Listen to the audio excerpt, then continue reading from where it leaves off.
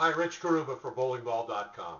So you're kind of new to the game and you want to learn how to put spin on a bowling ball. Well, we understand everyone likes to see the bowling ball make a hooking motion and come into the pocket at a strong angle of entry and destroy those bowling pins, so to speak.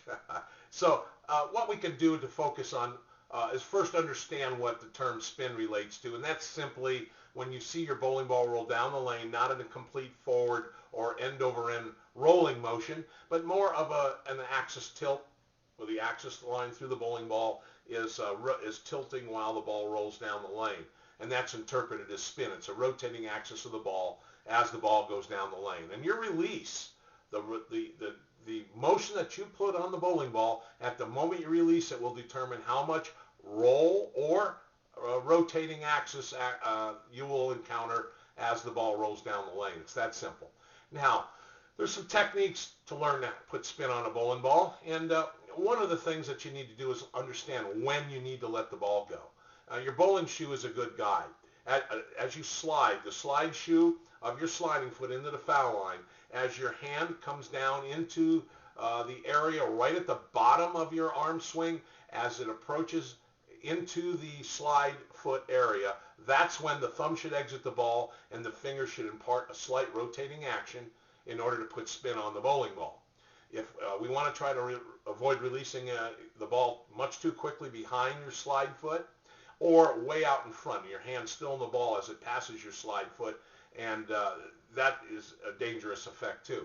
So we want to try to release the ball somewhere right around your bowling shoelaces as you're sliding into the foul line. So you're going to be set for a second and then your hand will follow. That gives you good balance at the foul line. Now you want to set up with your hand either underneath the ball or it's hard to describe.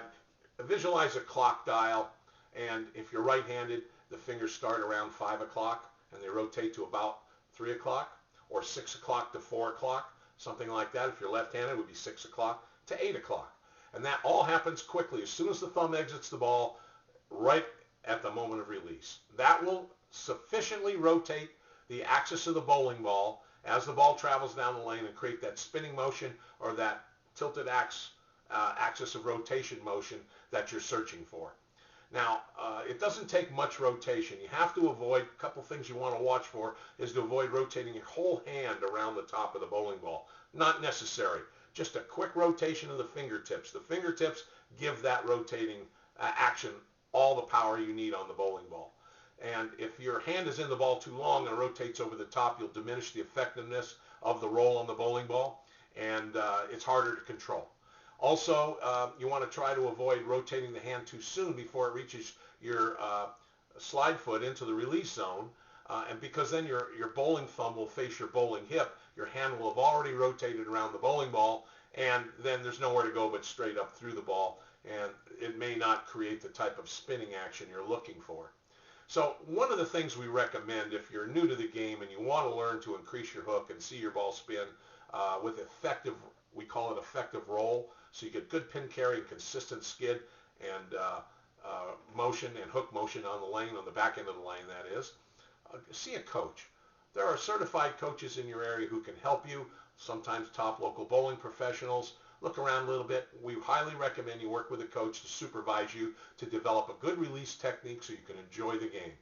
Well, we hope some of these tips help you.